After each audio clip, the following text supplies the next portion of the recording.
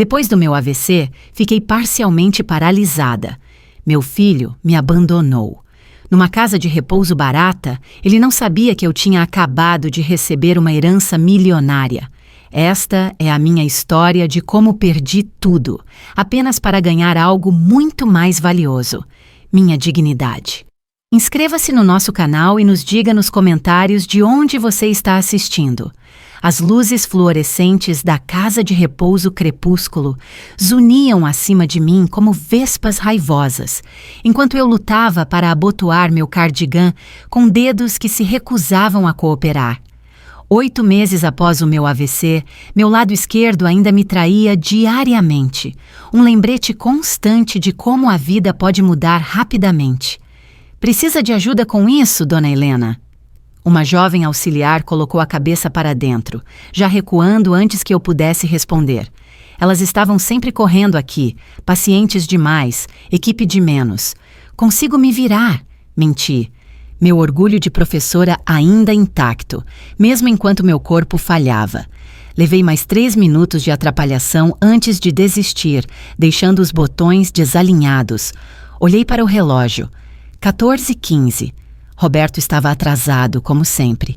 Meu único filho, meu filho que prometeu que sempre cuidaria de mim depois que vendi minha casa para financiar a empresa dele, 10 anos atrás.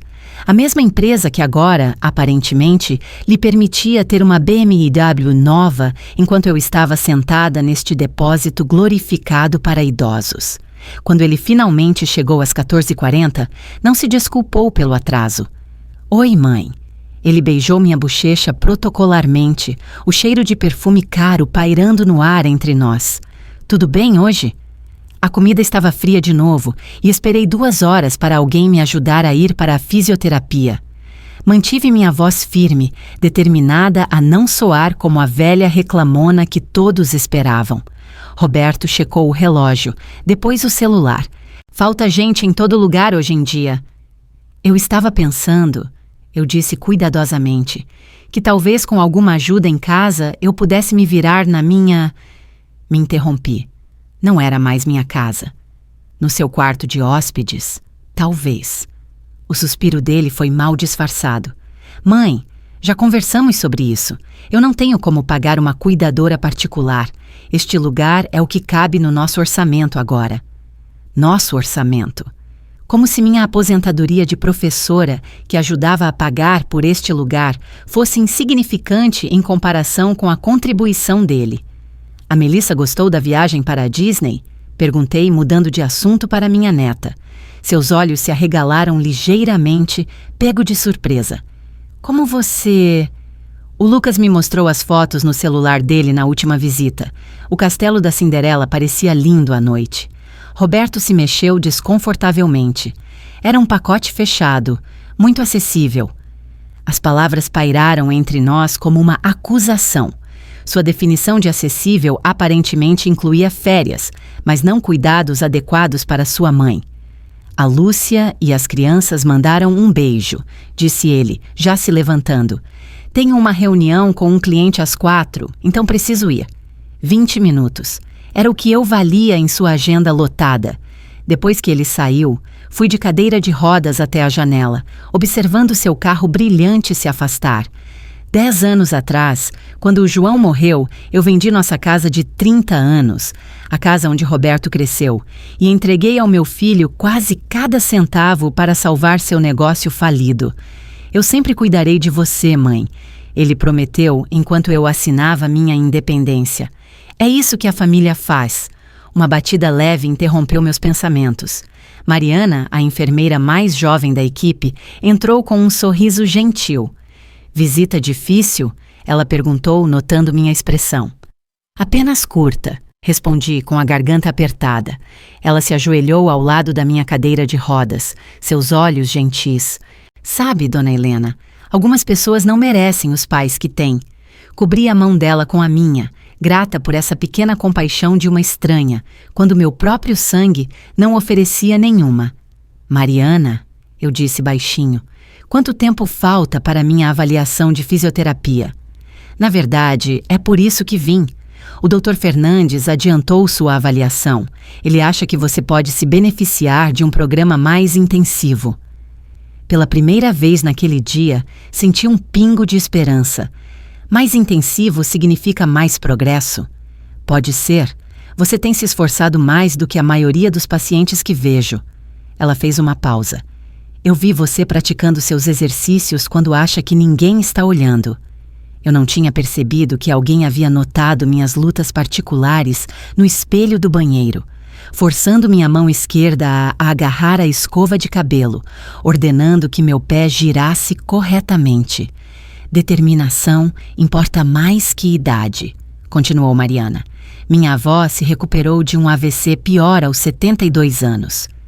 Enquanto ela me ajudava a ir para a sala de terapia, ponderei sobre a descrença de Roberto no meu potencial de recuperação. Todos aqui me viam como uma residente permanente, definhando lentamente até que eu, eventualmente, desaparecesse por completo. Mas e se eles estivessem errados? E se eu ainda não tivesse terminado? A avaliação do Dr. Fernandes foi completa. Quando terminou, ele me olhou com franqueza profissional. Dona Helena, com trabalho consistente, acredito que você pode recuperar uma função significativa. Não tudo, mas o suficiente para potencialmente viver de forma mais independente com o apoio adequado. Eu me endireitei na cadeira de rodas. Defina apoio adequado. Isso depende dos seus recursos. Recursos. A palavra ecoou em minha mente enquanto eu era levada de volta ao meu quarto. Os recursos que eu havia doado, acreditando em promessas que evaporaram tão rapidamente quanto Roberto do meu quarto hoje. Enquanto a luz da tarde desbotava, tomei uma decisão. Eu documentaria tudo. Cada botão de chamada negligenciado, cada refeição fria, cada visita prometida que nunca se materializou.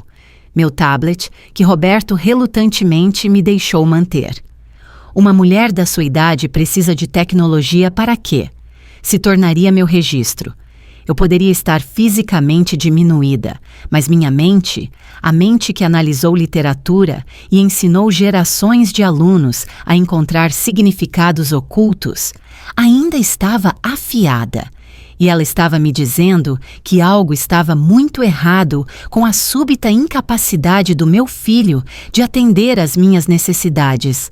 Dona Helena, seus remédios. A voz da enfermeira da noite mal registrou enquanto eu encarava a parede bege institucional, contando as manchas de água com formas de continentes que eu nunca visitaria. 2 semanas haviam se passado desde a última visita de Roberto. Sem ligações, sem mensagens, apenas silêncio. Engoli os comprimidos sem questionar. Uma rotina tão previsível quanto as indignidades que estruturavam meus dias na casa de repouso Crepúsculo. Esta manhã, esperei 40 minutos por ajuda para ir ao banheiro. Quando alguém respondeu, era tarde demais. A humilhação queimava mais do que qualquer dor física. A fisioterapeuta deixou isso para você. A enfermeira me entregou uma folha de exercícios impressa antes de sair correndo para o próximo paciente. Estudei os diagramas, traçando os movimentos com minha mão boa primeiro, depois tentando espelhá-los com meu lado mais fraco. Pequenas vitórias contavam aqui. Hoje, eu conseguia levantar meu braço esquerdo 7 centímetros mais alto do que ontem. Progresso medido em centímetros, em segundos, em respirações. Você está se dedicando bastante a esses exercícios. Levantei o olhar e encontrei uma senhora idosa elegante, me observando da porta, apoiada em um andador decorado com pompons coloridos de lã. Dona Beatriz. Ela se apresentou com um sorriso que alcançava seus olhos. Quarto 218. Eu vi você na fisioterapia. Helena. Quarto 157. Respondi, baixando meu braço trêmulo. Ela manobrou até a cadeira de visitante com deficiência praticada. Você é nova. AVC? É tão óbvio. Meu marido teve um há 6 anos. Reconheci os exercícios. Ela se acomodou confortavelmente. O lado esquerdo está afetado, sim? O meu foi o direito. Seu marido se recuperou bem? Perguntei esperançosa. O sorriso dela vacilou. Carlos faleceu no ano passado, pneumonia, mas ele recuperou mobilidade suficiente para brincar com nossa bisneta. Isso significava tudo para ele. Sentamos em silêncio confortável antes de Dona Beatriz falar novamente. Minha filha deve me visitar hoje. Ela administra minhas finanças agora. Diz que é mais fácil assim. Havia algo em seu tom que me fez perguntar. E é? Mais fácil? A risada de Dona Beatriz não tinha humor. Ela comprou um carro novo com o dinheiro da minha aposentadoria no mês passado, mas traz os netos na Páscoa, então não reclamo. Antes que eu pudesse responder, uma conversa no corredor chamou minha atenção. Mudou para um quarto compartilhado para reduzir custos. O filho dela ligou de novo. Era Gisele, a enfermeira-chefe com feições permanentemente contraídas. Ele não tinha acabado de cancelar a visita? Outra voz respondeu. Diz que a mãe exagera nas necessidades, sempre exagerou, segundo ele. Situação típica de depósito de família. Meu corpo gelou. Roberto estava reduzindo meus cuidados, alegando que eu exagerava. Dona Beatriz notou minha expressão e pegou minha mão. Você ouviu algo desagradável. Eu assenti, incapaz de falar além da traição alojada em minha garganta. As paredes daqui poderiam ser feitas de papel, disse ela. Aprendi mais sobre meus filhos por telefonemas ouvidos do que por suas visitas reais.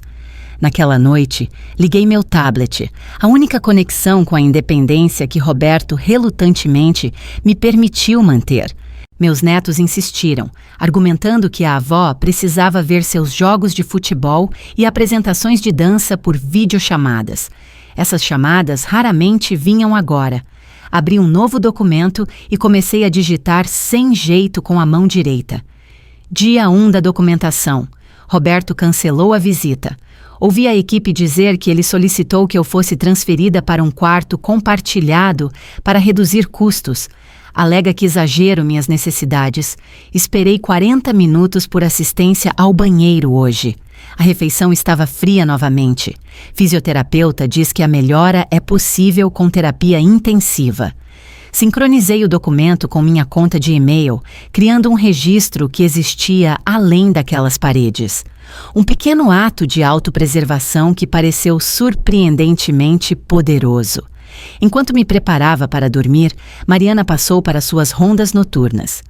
Ouvi dizer que os Silveira estão mudando o Sr. Pereira para um quarto compartilhado, comentei casualmente. As mãos de Mariana pararam enquanto verificava minha pressão arterial. O diretor da instituição toma essas decisões, não o Silveira. Mas os pedidos da família têm peso? Ela me encarou. Não deveriam, não quando impacta a qualidade do atendimento, mas o dinheiro fala alto, dona Helena, especialmente em lugares como este. Eu assenti, adicionando outra nota ao meu arquivo mental. Sabe, disse Mariana baixando a voz, existem recursos de defesa dos idosos, organizações que ajudam a navegar nessas situações. Que situações? Quando as famílias tomam decisões que podem não estar alinhadas com os melhores interesses do paciente. O manguito de pressão apertou desconfortavelmente, ou talvez fosse apenas a verdade espremendo meu coração. Eu estaria interessada em saber mais, eu disse, minha sede de conhecimento de professora se fundindo com algo mais novo e afiado: autoproteção. Naquela noite sonhei com minha casa, aquela que vendi para salvar o negócio de Roberto. No sonho, eu estava na minha antiga cozinha, totalmente imóvel, fazendo o almoço de domingo enquanto João lia o jornal na mesa. Óculos empoleirados em seu nariz. O lar que construímos juntos, sacrificado por um filho que agora me considerava um fardo. Acordei com lágrimas no rosto e uma resolução se formando em minha mente. Algo tinha que mudar. Eu só não sabia como fazer isso acontecer com meus recursos limitados e corpo cada vez mais limitado. Limitada. Mal sabia eu, a mudança já estava se movendo em minha direção na forma de uma carta muito atrasada. Dona Helena, tenho uma carta para você. A voz de Mariana me tirou da névoa da medicação da tarde. 3 semanas na casa de repouso crepúsculo me ensinaram o ritmo da vida institucional. Acordar, medicar, comer, terapia, descansar, comer, medicar, dormir, repetir, até que a morte fornecesse a única fuga real. Correspondência era uma anomalia nesta rotina estéril. Estava parada na recepção há um tempo. Mariana se desculpou, entregando-me um envelope nítido. Às vezes, as coisas passam despercebidas. O endereço do remetente dizia: Siqueira e Associados, Advogados, São Paulo, SP. Meus dedos tremeram enquanto eu o abria, e não apenas pela fraqueza pós-AVC. Cara senhora Helena, lamentamos informar o falecimento de Horácio Menezes em 15 de março. Como executores do testamento do Sr. Menezes, estamos entrando em contato com a senhora como beneficiária nomeada em seu testamento. Por favor, entre em contato com nosso escritório assim que possível para discutir este assunto. Atenciosamente, Dr. James Siqueira. Horácio. O irmão da minha mãe, o tio que pagou minha faculdade quando meus pais não podiam, o engenheiro brilhante cujas cartas me sustentaram durante a pós-graduação. A conexão familiar que se dissolveu após meu casamento com João, um homem que meu tio havia alertado, estava abaixo do meu potencial. Horácio estava certo sobre a irresponsabilidade financeira de João, mas errado sobre seu coração. Fomos felizes apesar de nossos meios modestos.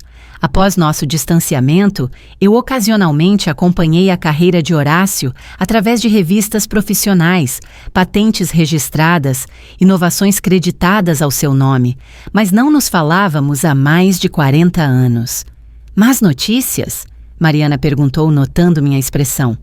Meu tio morreu, sussurrei, as palavras inadequadas para as emoções complexas colidindo dentro de mim. Luto por um relacionamento há muito perdido, arrependimento por décadas de silêncio e perplexidade por ser nomeada em seu testamento. Sinto muito pela sua perda, disse Mariana automaticamente. Eu o perdi há muito tempo, respondi. Não nos falávamos desde antes de Roberto nascer. Com a ajuda de Mariana, liguei para o número no cabeçalho da carta. Depois de navegar por um labirinto de recepcionistas, cheguei ao próprio Dr. Siqueira. Dona Helena, ele me cumprimentou calorosamente. Fico feliz que tenha entrado em contato. Entendo que você está atualmente em uma instituição de cuidados. Expliquei minha situação brevemente. O AVC, minha mobilidade limitada, o arranjo com meu filho. Entendo, disse ele, seu tom mudando sutilmente. Talvez eu devesse falar com seu filho sobre a herança, então, como seu cuidador. Algo em sua formulação enviou sinais de alerta pela minha mente. O que exatamente meu tio me deixou, Dr. Siqueira? Uma pausa. Horácio Menezes deixou para a senhora todo o seu patrimônio, dona Helena. Após impostos e taxas, está avaliado em aproximadamente 8 milhões de reais. O quarto girou. Agarrei o braço da cadeira de rodas, ancorando-me contra a vertigem da possibilidade repentina. Dona Helena, a senhora está aí? Sim, consegui dizer. Estou apenas surpresa. Seu tio nunca se casou ou teve filhos. Ele teve uma carreira de muito sucesso em engenharia e desenvolvimento de patentes. De acordo com nossos registros, ele guardou todas as cartas que a senhora lhe enviou durante seus anos de faculdade. Ele a mencionava frequentemente em nossas reuniões. Uma onda de emoção me invadiu. Horácio havia se lembrado de mim todos esses anos. Pensara em mim enquanto eu construía minha vida, criava Roberto, ensinava meus alunos. Devo entrar em contato com seu filho para ajudar a facilitar a transferência dos ativos? Dr. Siqueira perguntou novamente. A pergunta cristalizou algo dentro de mim, uma vida inteira tomando decisões responsáveis, colocando os outros em primeiro lugar, confiando na família. E onde isso me deixou? Em uma instituição de cuidados abaixo do padrão, esperando 40 minutos por assistência ao banheiro, enquanto meu filho cancelava visitas e planejava reduzir meus cuidados. Não, eu disse firmemente. Ainda não. Gostaria de entender minhas opções primeiro. Claro, respondeu o Dr. Siqueira, seu tom sugerindo aprovação. Podemos organizar uma consulta particular. Dadas as suas questões de mobilidade, talvez eu pudesse ir até você? Quando terminamos a ligação, Mariana voltou com minha refeição da noite, rolo de carne morno e molho coagulado. Tudo bem? Ela perguntou, notando minha expressão atordoada.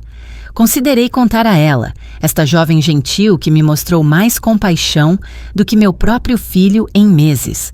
Mas a cautela e um novo instinto de proteção me contiveram.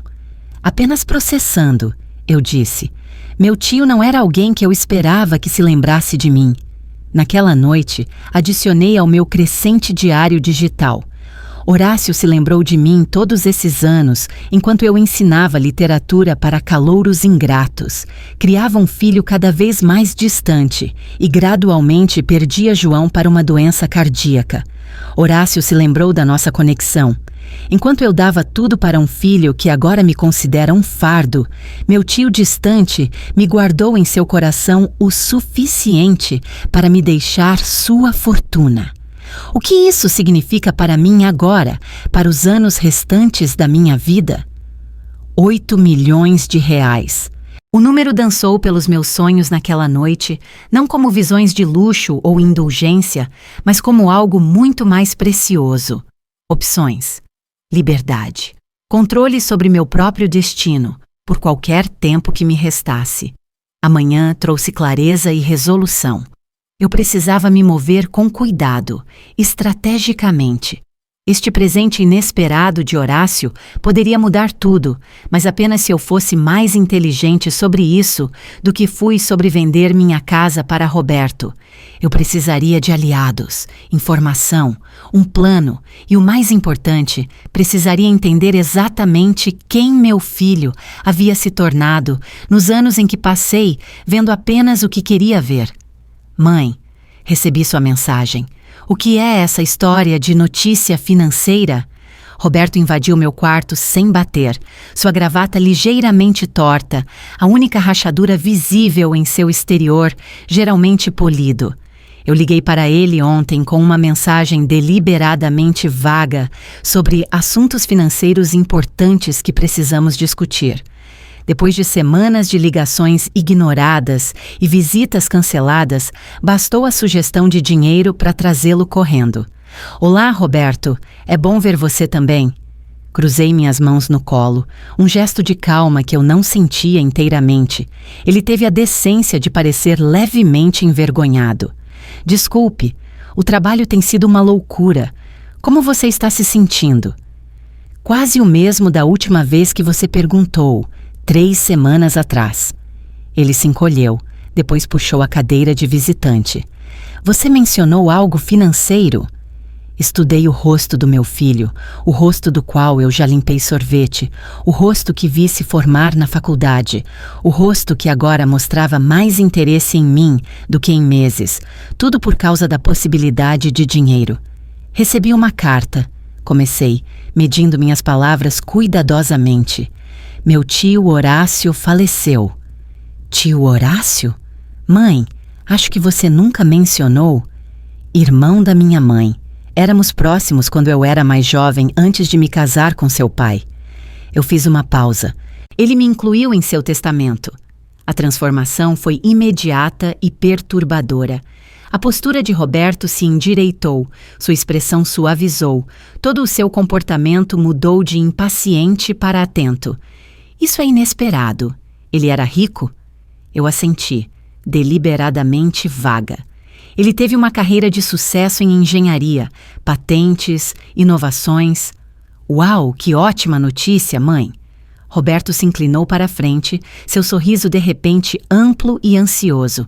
Sabe, eu estive pensando, este lugar não está realmente lhe dando o cuidado que você merece. Talvez possamos encontrar um lugar melhor. Melhor do que o que seu orçamento permite? Eu não consegui evitar a ironia em minha voz. Ele não percebeu. Com certeza. Talvez até cuidado em casa. Você poderia morar com a gente por um tempo. A oferta pela qual implorei meses atrás, agora estendida livremente à mera sugestão de dinheiro de herança. Isso é uma grande mudança de opinião, observei. Da última vez que discutimos cuidado em casa, você disse que era impossível. Bem, as circunstâncias mudam. Ele gesticulou com desdém. De quanto estamos falando aqui, mãe? A pergunta pairou entre nós, nua em sua avareza. Não tenho certeza, menti. O advogado diz que o inventário ainda está sendo resolvido. Impostos de transmissão, taxas legais, esse tipo de coisa. A expressão de Roberto vacilou com impaciência. Mas uma estimativa? Milhares? Mais? O Dr. Siqueira, o advogado do Horácio, diz que levará tempo para ter o quadro completo. Essas coisas são complicadas. Eu posso ajudar com isso. Conheço pessoas especializadas em inventários. Claro que conhecia. Pessoas que lhe diriam exatamente como acessar meu dinheiro da forma mais eficiente.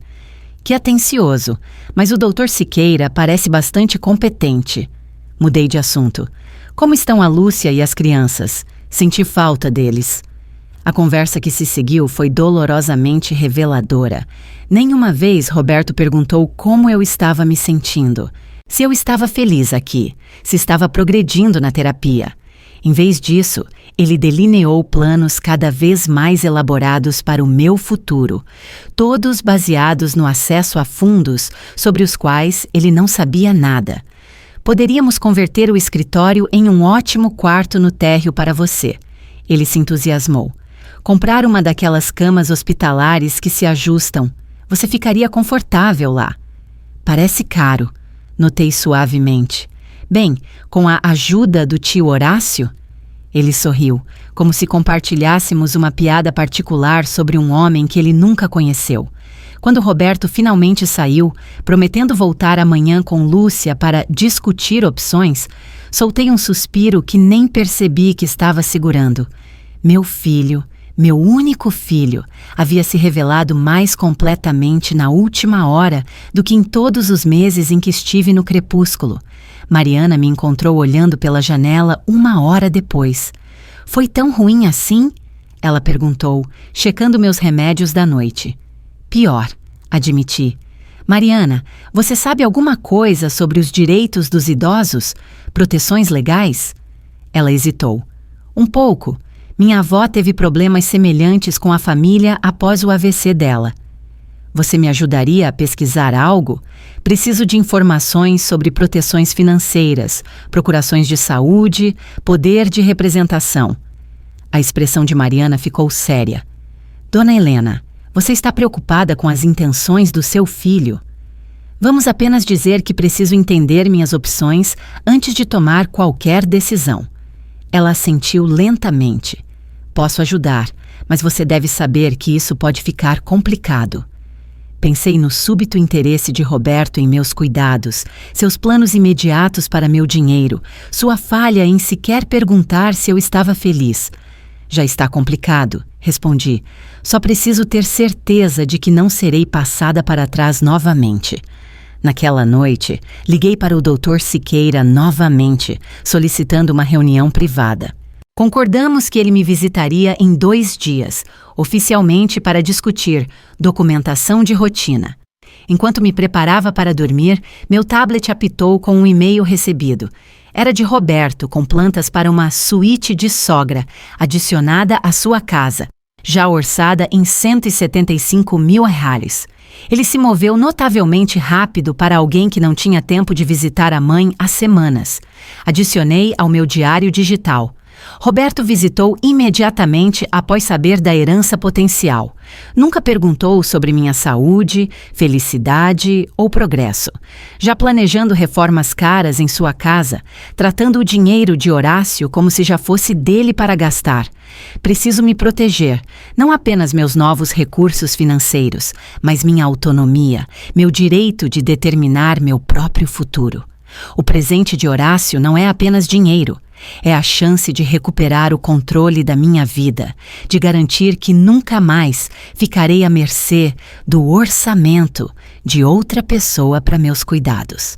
A percepção se acomodou sobre mim como uma armadura. Por muito tempo, eu fui uma personagem coadjuvante na história da minha própria vida.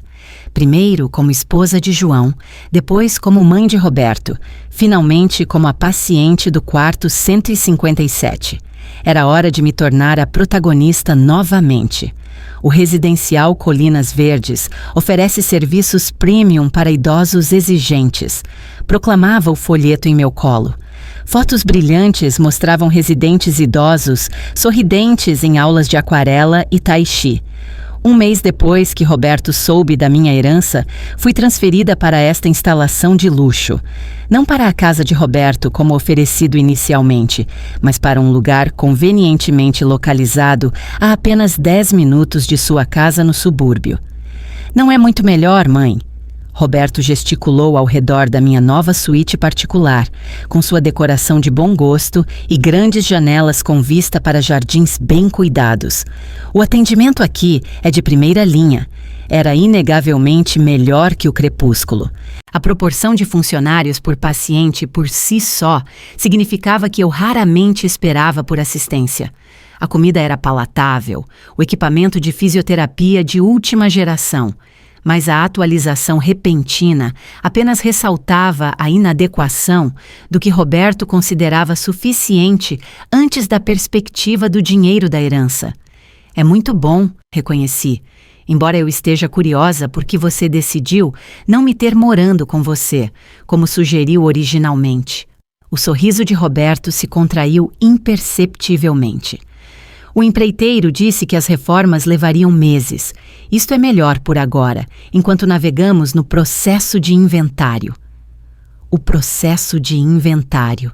Aquela frase conveniente que justificava tudo e qualquer coisa na mente de Roberto. Falando nisso, ele continuou, tirando papéis de sua pasta. Estive conversando com meu consultor financeiro sobre a melhor forma de administrar o patrimônio do tio Horácio assim que for transferido. Devemos criar contas conjuntas para simplificar as coisas. Olhei para os documentos. Formulários de procuração, autorizações bancárias conjuntas, diretivas de saúde nomeando Roberto como meu tomador de decisões. Isso parece complicado, eu disse suavemente. Vou precisar revisá-los com cuidado. É tudo padrão, mãe. Apenas torna mais fácil para eu lidar com as coisas para você. Coloquei os papéis de lado. Sempre fui meticulosa com assuntos legais, Roberto. Você sabe disso. Eu ensinava interpretação de texto no departamento de letras. Lembra? Sua expressão vacilou entre frustração e paciência forçada. Claro, leve o tempo que precisar, mas quanto antes resolvermos isso, mais cedo poderemos acessar os fundos. Nós. Como se o legado de Horácio fosse um ganho inesperado da família, em vez de minha herança. Depois que Roberto saiu, examinei meus novos arredores de forma mais crítica. Sim, o Colinas Verdes era luxuoso em comparação com o crepúsculo, mas ainda era uma instituição, ainda um lugar onde minha vida seria regulada por outros. Ainda não era meu lar. Meus pensamentos foram interrompidos por uma batida na porta. Dona Helena, sou Carla Gomes, sua coordenadora de cuidados. A jovem que entrou tinha um olhar direto e uma maneira confiante. Roberto a contratara para me visitar 3 vezes por semana como assistente de cuidados pessoais. Outra atualização, que não fora possível antes do tio Horácio. Seu filho mencionou que você poderia precisar de ajuda para se instalar, continuou Carla, e que está se recuperando de um AVC. 8 meses atrás, confirmei. Problemas de mobilidade do lado esquerdo, embora esteja melhorando com a fisioterapia. Carla assentiu profissionalmente. Revisei seus registros médicos. Seu progresso é impressionante para alguém da sua idade. Para alguém da minha idade, repeti secamente. Isso é linguagem clínica para não completamente sem esperança? Inesperadamente, Carla riu. É linguagem clínica para você está se esforçando mais do que a maioria dos pacientes com metade da sua idade. Admiro a determinação, dona Helena. Algo em sua franqueza me agradou. Chame-me de Helena, e obrigada por não me tratar como se eu fosse feita de vidro ou sofrendo de demência. O AVC afetou meu corpo, não minha mente. Isso está claro nos seus registros. Você tem defendido uma fisioterapia mais intensiva desde o início. Passamos a hora seguinte revisando minha rotina diária e necessidades. Carla fez perguntas perspicazes sobre minhas preferências e objetivos. A primeira profissional de saúde a se dar ao trabalho de fazer isso desde o meu AVC. Uma última coisa, disse Carla enquanto se preparava para sair. Estou terminando meu mestrado em gerontologia na USP. Meu foco é defesa e direitos dos idosos. Só para você saber minha formação. A coincidência parecia perfeita demais. Meu filho sabia disso quando te contratou?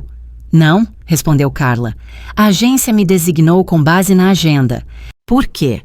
Considerei se deveria confiar nesta estranha com minhas preocupações, mas algo em seu comportamento profissional me deu confiança. Apenas curiosidade, eu disse. Embora eu estivesse interessada em ouvir mais sobre seus estudos em algum momento, talvez em nossa próxima reunião. 2 semanas depois, Roberto e Lúcia me convidaram para jantar em sua casa. O primeiro convite desse tipo desde o meu AVC. Lúcia parecia genuinamente feliz em me ver. Embora seus sorrisos tensos, sempre que Roberto mencionava a herança da mãe, contassem sua própria história. Quando Roberto me ajudou a voltar para o carro depois, notei uma correspondência no console. Um aviso bancário marcado como urgente, aviso final de execução de dívida, e uma fatura de cartão de crédito com pagamento vencido, carimbado em vermelho. Tudo bem com a empresa, Roberto? Perguntei casualmente. Ele enfiou os papéis debaixo de uma pasta. Apenas desafios típicos de fluxo de caixa. Nada sério. Mas sua expressão tensa e a forma como suas mãos agarravam o volante sugeriam o contrário. Naquela noite, em meu novo apartamento no Colinas Verdes, fiz 2 ligações importantes. Uma para o Dr. Siqueira para discutir a criação de um fundo, Trust, para minha herança, e outra para Mariana no Crepúsculo, oferecendo-me para ajudá-la a encontrar uma posição no Colinas Verdes. Ambas as conversas confirmaram o que eu estava começando a suspeitar. A situação financeira de Roberto era muito mais precária do que ele admitia, e sua súbita atenção tinha tudo a ver com o acesso ao dinheiro de Horácio. Ao atualizar meu diário digital, adicionei uma nova nota. O negócio de Roberto pode estar falindo. Seu estilo de vida, o carro novo, as férias, a casa, parece ser construído sobre dívidas. Ele vê o legado de Horácio como sua salvação, não minha segurança. Preciso me proteger sem aliená-lo completamente. Um equilíbrio entre cautela e compaixão. Mas ao desligar meu tablet, me perguntei se esse equilíbrio era sequer possível. O filho que eu pensei que conhecia, o menino pelo qual me sacrifiquei, o homem em quem confiei meu futuro, parecia cada vez mais um estranho. E em estranhos não se podia confiar 8 milhões de reais, ou meus anos restantes. Dona Helena, temos algumas opções para estruturar o fundo. Dr. Siqueira espalhou documentos pela mesa de conferências em seu escritório no centro da cidade. A consulta médica, para a qual pedi a Carla que me levasse, era, na verdade, esta reunião crucial. 3 meses após saber da minha herança. Carla sentou-se quieta no canto, sua presença tanto prática, eu ainda precisava de ajuda com a mobilidade, quanto estratégica, como testemunha da minha clara capacidade mental. O fundo irrevogável lhe dá a proteção mais forte, continuou o Dr. Siqueira. Uma vez estabelecidos, esses ativos não podem ser tocados por credores ou manipulados por ninguém tentando influenciá-la. Sua formulação diplomática me fez sorrir levemente. Você quer dizer, meu filho? Dr. Siqueira ajustou os óculos. Já vi dinâmicas familiares mudarem quando ativos significativos entram em cena. O arranjo que você descreveu, as melhorias na sua instituição de cuidados, coincidindo com o conhecimento do seu filho sobre a herança, seu súbito interesse em contas conjuntas, segue um padrão preocupante. Quanto tempo levaria para estabelecer este fundo? Perguntei, passando os dedos pela borda do documento. 6 a 8 meses para a implementação completa. Precisaríamos transferir os ativos gradualmente, estabelecer a estrutura do fundo, nomear os curadores. E enquanto isso, mantemos a aparência de processar o inventário. Seu sobrinho... Filho, corrigi automaticamente. Perdoe-me, seu filho não precisa saber o valor total ou as medidas de proteção que estão sendo implementadas. Eu assenti, considerando o jogo de xadrez à frente. Roberto está ficando impaciente. Ele trouxe documentação para eu assinar 3 vezes, que você sabiamente recusou. Dr. Siqueira se inclinou para a frente. Dona Helena, preciso perguntar, quais são suas intenções de longo prazo em relação ao seu filho? A pergunta me pegou de surpresa. O que quer dizer? Você pretende fornecer apoio financeiro a ele eventualmente? A reconciliação é um objetivo. Ou sua prioridade é simplesmente proteger seus ativos para seus cuidados e talvez outros beneficiários? Olhei pela janela para o horizonte da cidade, considerando a complexidade do amor materno colidindo com a autopreservação. Eu não quero punir o Roberto, eu disse finalmente, mas não posso confiar nele com o controle da minha vida ou finanças. Não mais. Dr. Siqueira assentiu. Então, sugiro uma abordagem dupla. Primeiro, o fundo irrevogável para a maior parte da herança, com a senhora como beneficiária principal e um administrador profissional gerenciando os desembolsos. Segundo, uma distribuição menor e imediata, talvez R$50.000, como um gesto de boa vontade para seu filho. Uma distração, traduzi, uma concessão estratégica. Ele corrigiu com um leve sorriso. Isso fornece alívio imediato para as pressões financeiras dele, enquanto ganhamos tempo para as medidas de proteção maiores. No caminho de volta para o Colinas Verdes, Carla permaneceu pensativamente silenciosa até estarmos na metade do caminho. Você é muito corajosa, disse ela finalmente. Corajosa ou apenas finalmente sendo sensata? Ambos. Carla navegava pelo trânsito com facilidade praticada. Muitas pessoas em sua posição simplesmente cederiam. A pressão familiar é poderosa, especialmente quando você está fisicamente vulnerável. Pensei na pressão crescente de Roberto, suas visitas cada vez mais frequentes, sempre voltando à herança. Seus comentários não tão sutis sobre como seus problemas de negócios poderiam ser resolvidos assim que essa questão do inventário estivesse resolvida. Eu já cedi uma vez, respondi. Vendi minha casa para ajudar o negócio de Roberto depois que o pai dele morreu. Ele prometeu cuidar de mim quando eu precisasse. Você viu como essa promessa foi mantida? Carla assentiu. A casa de repouso crepúsculo, a instalação mais barata que ele pôde encontrar, onde eu esperava horas por assistência básica, onde ele visitava cada vez menos, sempre muito ocupado para ficar mais de 20 minutos. Eu não vou cometer o mesmo erro novamente, eu disse. Esta herança não é apenas dinheiro, é a liberdade de determinar meu próprio futuro. De volta ao Colinas Verdes, encontrei Mariana, agora empregada como coordenadora de atividades graças à minha recomendação, esperando com notícias. Seu filho ligou para o escritório da administração, disse ela baixinho. Ele estava fazendo perguntas sobre se você realmente precisa do quarto particular e das sessões extras de fisioterapia. Disse que pareciam excessivas, dada a sua condição. O padrão familiar emergiu novamente. A preocupação de Roberto com meus cuidados era diretamente proporcional ao custo para ele. Obrigada por me dizer, eu disse, adicionando isso ao meu arquivo mental. Naquela noite, Roberto ligou, sua voz anormalmente alegre. Ótimas notícias, mãe. Falei com o advogado do tio Horácio hoje. Ele disse que podem liberar alguns fundos enquanto o inventário processa. Estou pensando que poderíamos usar isso para finalmente te instalar em casa com a gente. Você falou com o Dr. Siqueira? Perguntei alarmada por Roberto ter contatado meu advogado diretamente. Bem, deixei um recado. A assistente dele disse que ele ligaria de volta. Roberto fez uma pausa. Mãe, esses atrasos estão ficando ridículos. Já se passaram meses. Precisamos ser mais proativos para acelerar as coisas. Nós. Sempre nós. Na verdade, Roberto, eu disse cuidadosamente. O Dr. Siqueira mencionou a possibilidade de uma distribuição adiantada. Nada demais, mas talvez o suficiente para resolver algumas preocupações imediatas. Seu tom mudou instantaneamente. Sério? Isso é excelente. De quanto estamos falando? 50 mil reais. Uma pausa. Isso ajuda. Embora, dado o valor total do inventário, é um começo, respondi firmemente. O resto levará tempo, Roberto. Processos legais não podem ser apressados.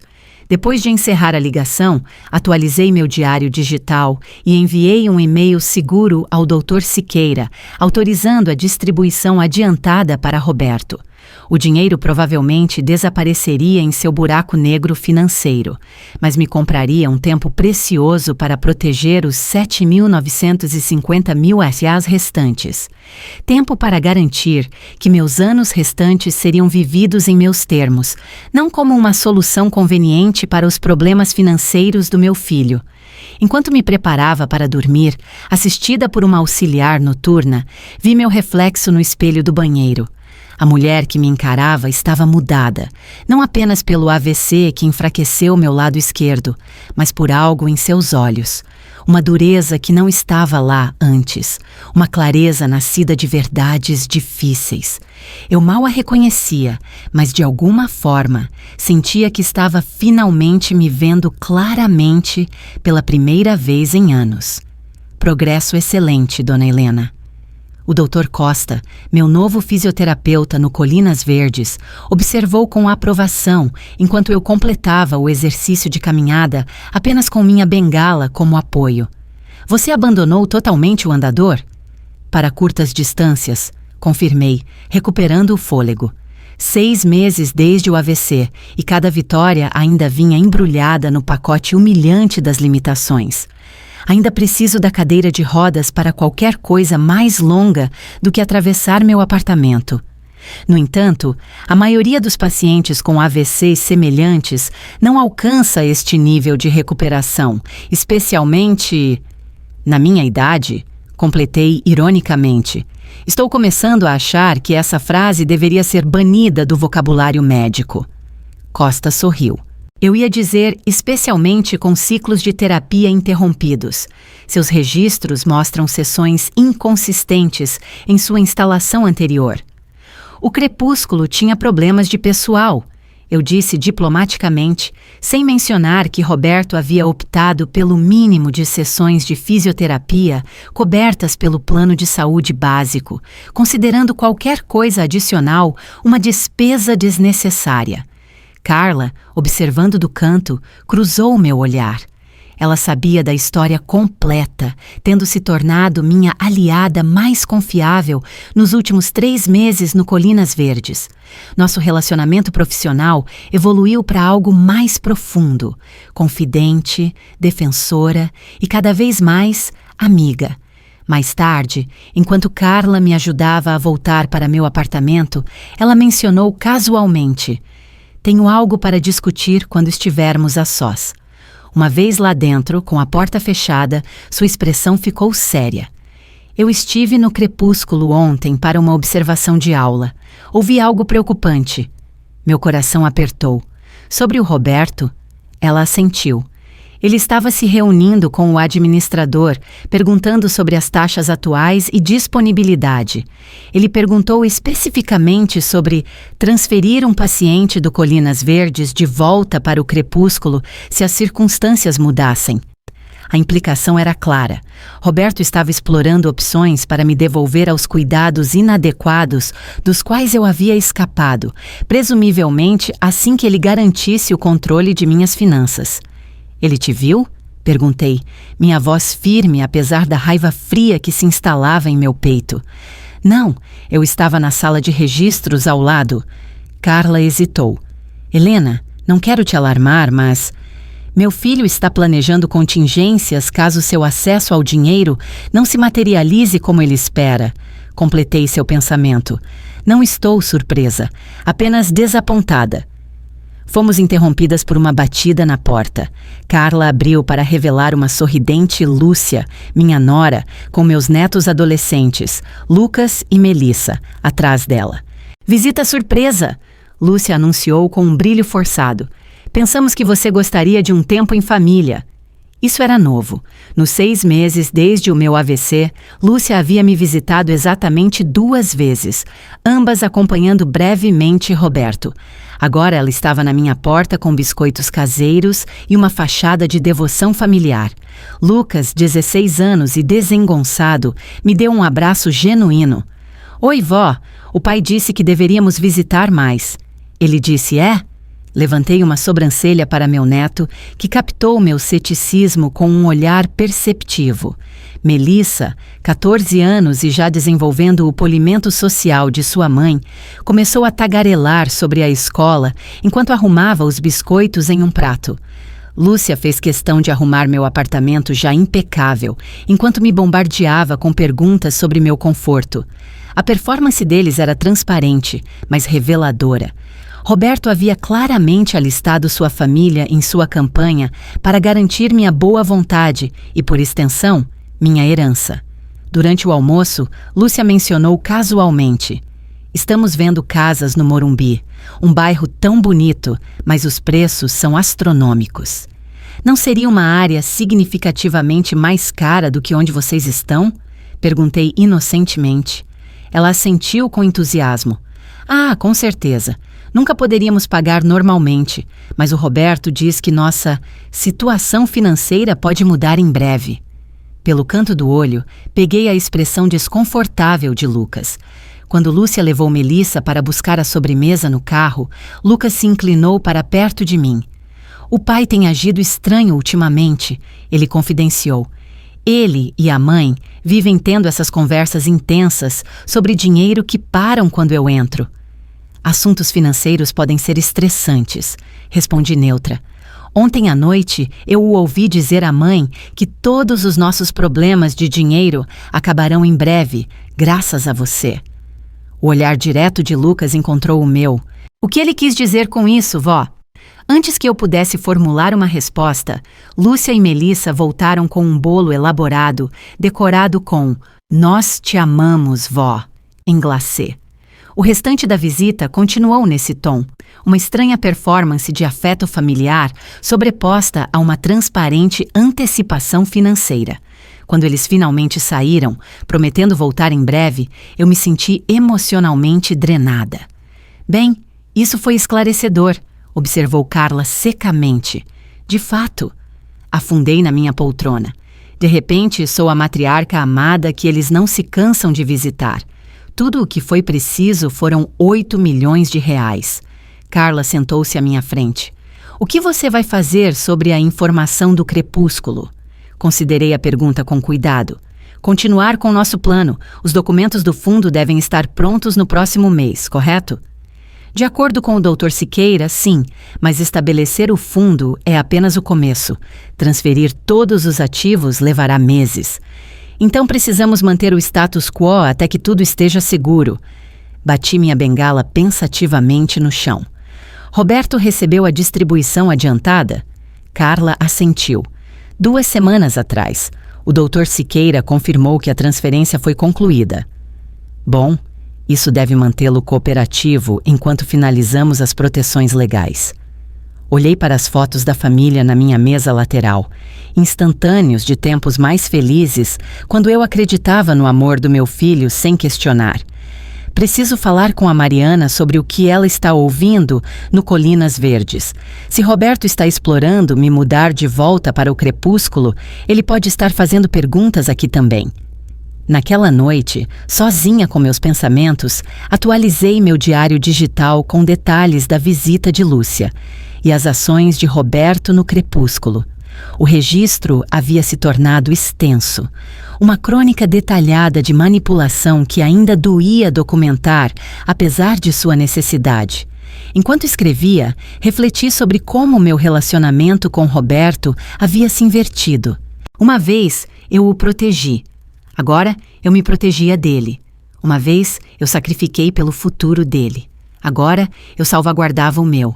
A traição ainda cortava fundo, mas, cada vez mais, minha dor estava se solidificando em resolução. A mãe que deu tudo estava aprendendo, finalmente, a guardar algo vital para si mesma, dignidade e autodeterminação em meus anos restantes, o que quer que eles pudessem reservar. Eu não entendo o que está demorando tanto. A voz de Roberto aumentou, ecoando em meu apartamento no Colinas Verdes. 9 meses após meu AVC, sua paciência estava visivelmente se esgotando. O adiantamento de $50.000 havia desaparecido em seu atoleiro financeiro, e ele havia retornado para mais, apenas para encontrar minha contínua insistência em processos legais e complexidades do inventário. Essas coisas levam tempo, Roberto. Repeti calmamente, minhas mãos firmes na bengala. Minha recuperação progrediu notavelmente. Eu agora andava curtas distâncias, sem ajuda, e gerenciava a maioria das atividades diárias de forma independente, embora a fadiga continuasse sendo uma companhia constante. Já se passaram meses, mãe. Quão complicado pode ser transferir dinheiro de um tio morto para sua única parente viva? Sua frustração transbordou em sarcasmo. Ou há algo que você não está me contando? Encontrei seu olhar diretamente. O que exatamente você está perguntando, Roberto? Ele andava de um lado para o outro, passando a mão pelo cabelo que havia afinado visivelmente desde o início desta saga. Estou perguntando por que você está enrolando quando sabe que estamos contando com esse dinheiro. A admissão pairou no ar entre nós. Finalmente dita em voz alta. Contando com que dinheiro exatamente? Perguntei, minha voz enganosamente suave. O legado de Horácio foi para mim, não para nós. Roberto congelou, depois se recuperou com uma risada forçada. Claro que é seu, mãe. Eu só quis dizer, somos família. A gente se apoia, como eu tenho te apoiado todos esses meses. Me apoiando? Ecoei. 9 meses de queixas acumuladas, ameaçando transbordar. Colocando-me na instituição de cuidados mais barata que você pôde encontrar, visitando uma vez por mês por 20 minutos, reduzindo minhas sessões de fisioterapia para economizar dinheiro enquanto tirava férias com a família? Seu rosto corou. Isso não é justo, estávamos sob pressão financeira, que aparentemente é minha responsabilidade resolver. Inclinei-me para a frente. Diga-me honestamente, Roberto, quanta dívida você está carregando? Sua expressão confirmou o que eu suspeitava. Isso não é relevante. É totalmente relevante se você está planejando seu futuro financeiro em torno da minha herança. A compostura de Roberto rachou ainda mais. Você não entende. A empresa está afundada. Estamos atrasados na hipoteca e as administradoras de cartão de crédito estão ameaçando cobrar na justiça. Podemos perder tudo. E sua solução é gastar a herança de sua mãe em vez de reestruturar suas finanças? Mantive minha voz nivelada, embora meu coração disparasse. A herança destinada a garantir meus cuidados por quantos anos eu tiver? Nós cuidaríamos de você. Você nunca precisaria de nada. Como eu nunca precisei de nada no crepúsculo, desafiei. Onde eu esperava horas por assistência básica, onde meu botão de chamada era rotineiramente ignorado. Aquilo foi diferente. Não tínhamos recursos, porque cuidar adequadamente da sua mãe não era uma prioridade para o seu orçamento, mas um carro novo era. A Disney era. A expressão de Roberto escureceu. É disso que se trata? Punição? Algum tipo de vingança porque você acha que eu não te visitei o suficiente? Isso é sobre reconhecer que suas decisões financeiras são sua responsabilidade, não minha. Endireitei meus ombros. O dinheiro de Horácio é para meus cuidados e segurança, Roberto. Não para resgatá-lo de dívidas ou comprar-lhe uma casa maior. Sua... egoísta. Ele se conteve. Mas não antes que eu vislumbrasse a raiva crua sob sua fachada cuidadosamente mantida de preocupação filial. Depois de tudo que fiz por você... O que exatamente você fez por mim, Roberto? Interrompi. Uma vida inteira de deferência finalmente dando lugar ao confronto direto. Vendeu minha casa para financiar seu negócio? Ah, espere, isso foi o que eu fiz por você. Prometeu cuidar de mim quando eu precisasse? Uma promessa que você cumpriu com o mínimo de atenção e recursos? Roberto me encarou como se visse uma estranha. E talvez estivesse. O AVC me mudou, não apenas fisicamente, mas em minha disposição de acomodar os outros às minhas próprias custas. Você mudou, disse ele secamente. Sim, concordei. Finalmente reconheci que minha necessidade de segurança e dignidade em meus anos finais importa tanto quanto seu desejo por um estilo de vida mais luxuoso. Então, o que acontece agora? Sua voz tinha se tornado fria. Você fica com o dinheiro para si mesma? Deixa seu filho e netos passando dificuldades enquanto você vive no luxo? O que acontece agora é que eu garanto que minhas próprias necessidades sejam atendidas primeiro. Senti seu olhar. Assim que a herança estiver devidamente estruturada para minha segurança, podemos discutir o que, se houver algo, pode estar disponível para ajudá-lo a resolver sua situação financeira. Se houver algo, ele repetiu, incrédulo. Estamos falando de 8 milhões de reais. Permaneci em silêncio, deixando as implicações completas da minha posição penetrarem. Roberto não ditaria mais os termos dos meus cuidados ou das minhas finanças. A dinâmica de poder havia mudado, uma realidade que ele estava apenas começando a entender. Não posso acreditar nisso, ele murmurou, pegando o casaco. Minha própria mãe, virando as costas para sua família. É isso que você acha que é? Perguntei baixinho. Ou é uma mãe finalmente se recusando a ser tratada como nada mais do que um recurso financeiro? Ele saiu sem responder, a porta fechando com força controlada atrás dele. Sentei-me imóvel por vários minutos, processando o confronto.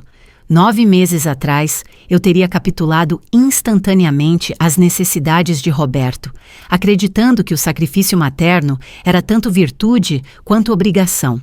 Agora eu o reconhecia como o padrão perigoso que me deixou vulnerável e descartada no crepúsculo. Meu tablet apitou com uma mensagem de Carla. Reunião com o Dr. Siqueira confirmada para amanhã. Documentos do fundo prontos para assinatura. Respondi com um simples, procedendo conforme planejado.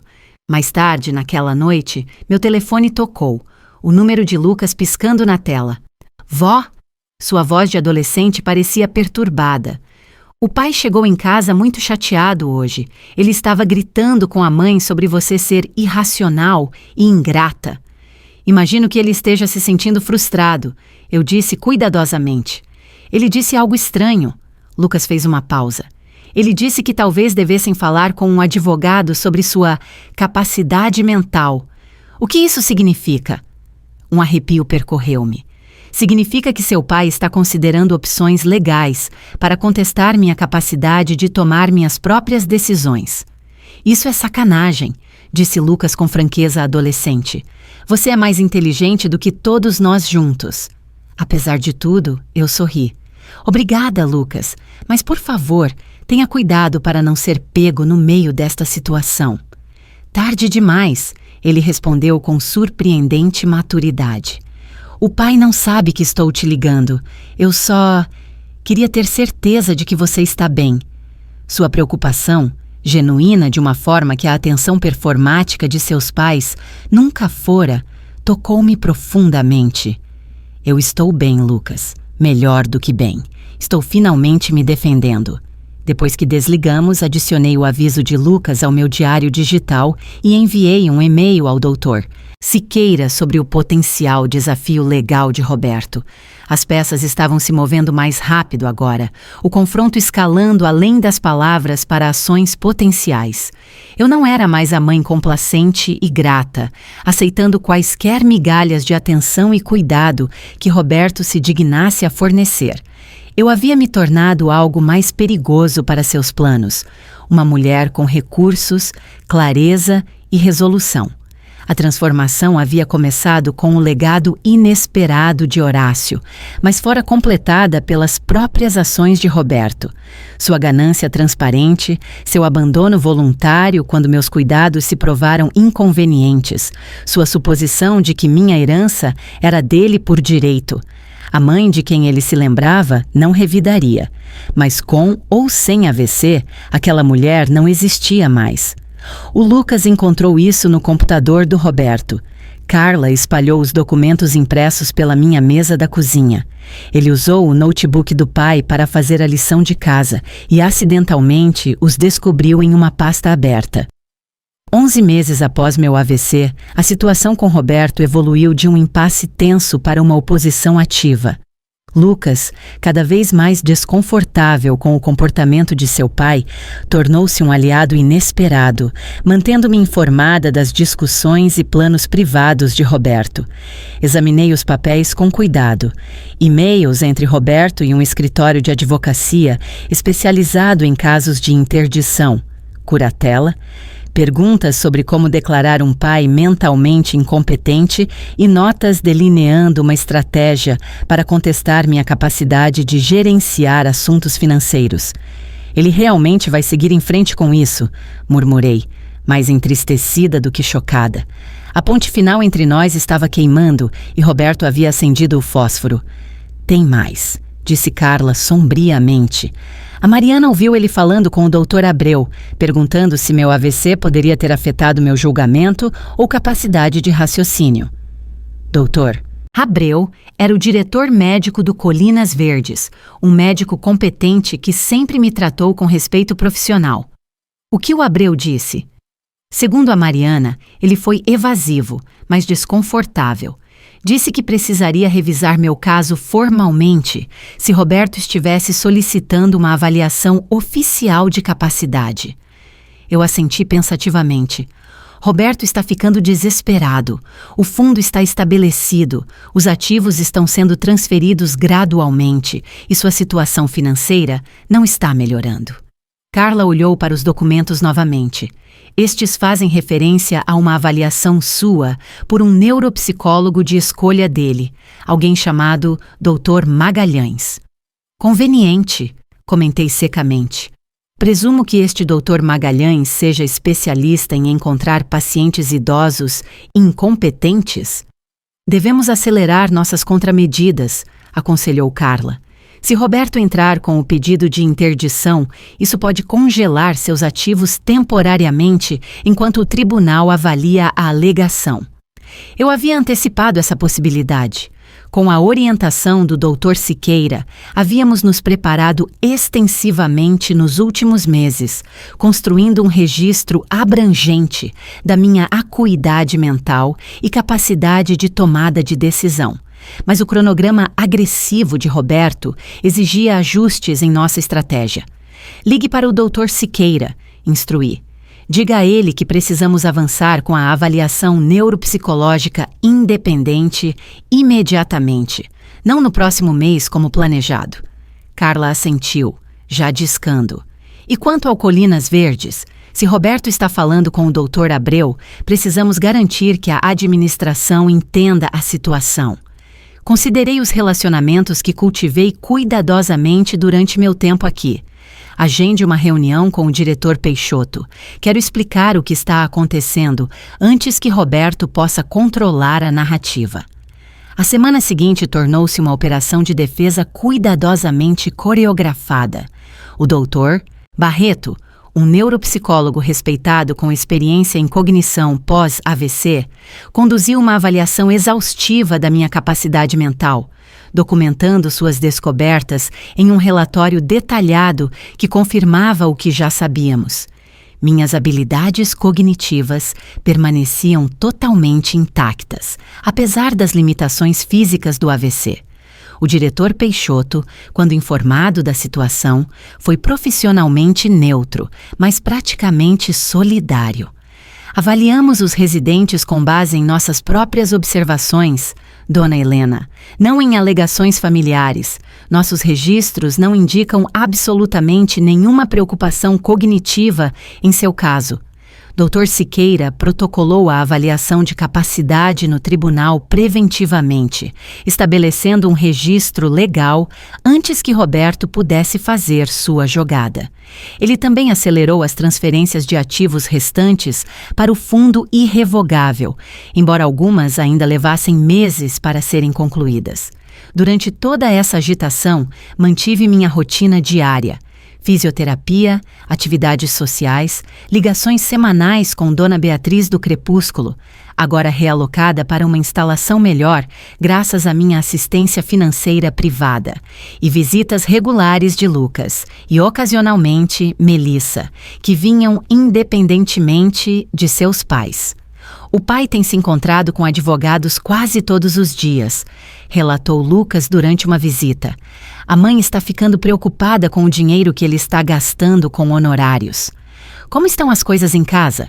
Perguntei, preocupada com o impacto em meus netos.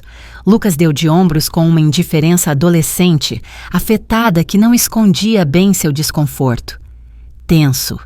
Eles discutem muito sobre dinheiro. O pai continua dizendo que tudo será diferente assim que resolverem a situação com a vovó. A maneira casual como meu filho me reduziu a uma situação a ser resolvida ainda tinha o poder de ferir, apesar de tudo. Lucas, eu disse cuidadosamente, espero que você entenda que este conflito não é sobre você ou a Melissa. Eu amo muito vocês dois.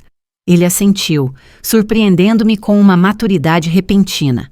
Eu sei, meu pai que está complicando tudo. Ele hesitou. Vó, o que vai acontecer? O pai está realmente tentando tomar o controle do seu dinheiro? Considerei como explicar a situação sem demonizar o pai dele. Seu pai está enfrentando dificuldades financeiras. Ele vê minha herança como uma solução para esses problemas. Eu a vejo de forma diferente, como segurança para meus cuidados e futuro. Então ele quer pegar seu dinheiro para consertar os problemas dele? Lucas franziu a testa. Isso não parece certo. Pessoas sob pressão financeira às vezes fazem escolhas que não fariam de outra forma, eu disse diplomaticamente, embora meus pensamentos privados fossem muito menos caridosos. 2 dias depois, a bomba caiu. Um oficial de justiça entregou os papéis formais. Roberto havia entrado com o pedido de interdição, curatela, alegando que eu estava mentalmente incapacitada e vulnerável à influência indevida de meus cuidadores e representantes legais. Os documentos pintavam um retrato distorcido. Helena, antes vibrante e independente, agora confusa e manipulada após um AVC devastador. Uma mãe sendo aproveitada por funcionários e advogados oportunistas. Uma mulher que precisava de proteção. Especificamente, a proteção de seu filho, de seu próprio julgamento prejudicado. Dr. Siqueira chegou horas depois da minha ligação, seu comportamento normalmente composto, mostrando traços de indignação genuína. Esta petição é ofensiva, declarou ele, revisando o processo. As alegações sobre seu estado mental contradizem diretamente a avaliação do Dr. Barreto e os registros do Colinas Verdes. Roberto está desesperado, eu disse simplesmente. Os 50 mil reais acabaram. Sua situação financeira está piorando e deixei claro que não serei seu resgate pessoal. Vamos lutar contra isso, Dr. Siqueira me assegurou. Nós nos preparamos exaustivamente. Mas você deve saber que esses processos podem se tornar invasivos e emocionalmente desgastantes. Eu assenti, uma calma estranha se instalando sobre mim.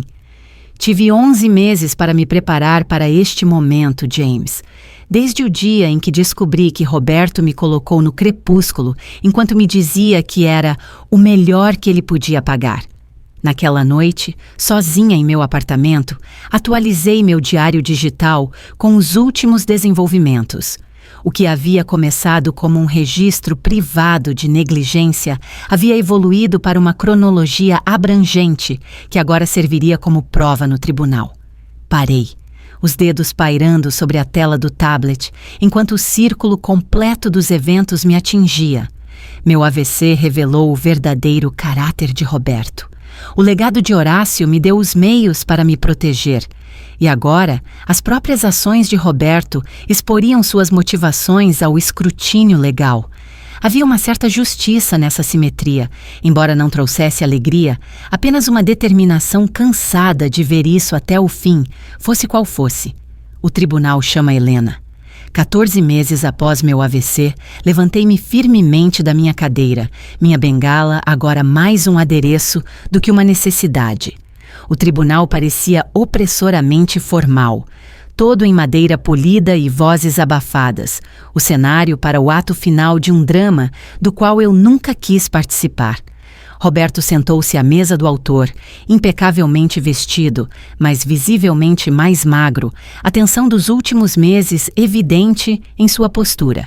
Sua advogada, uma mulher agressivamente confiante chamada Doutora Beatriz Almeida, passou a manhã me pintando como uma idosa confusa e manipulada, cujo AVC havia comprometido seu julgamento. Agora era minha vez de falar. Fui até o banco das testemunhas sem assistência, uma escolha deliberada para demonstrar minha condição física melhorada.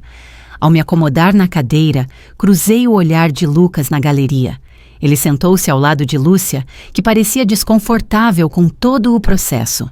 Melissa foi considerada jovem demais para comparecer. Dona Helena, começou o juiz Harris, a senhora entende por que estamos aqui hoje? Perfeitamente, meritíssimo, respondi claramente. Meu filho acredita que estou mentalmente incapacitada e incapaz de administrar meus negócios, particularmente em relação a uma herança que recebi. Estou aqui para demonstrar o contrário. Na hora seguinte, respondi a perguntas de ambos os advogados com precisão composta. Minha formação como professora de literatura me serviu bem. Eu estava acostumada a articular ideias complexas e responder a desafios. Dr. Siqueira me conduziu por um relato metódico dos últimos 14 meses.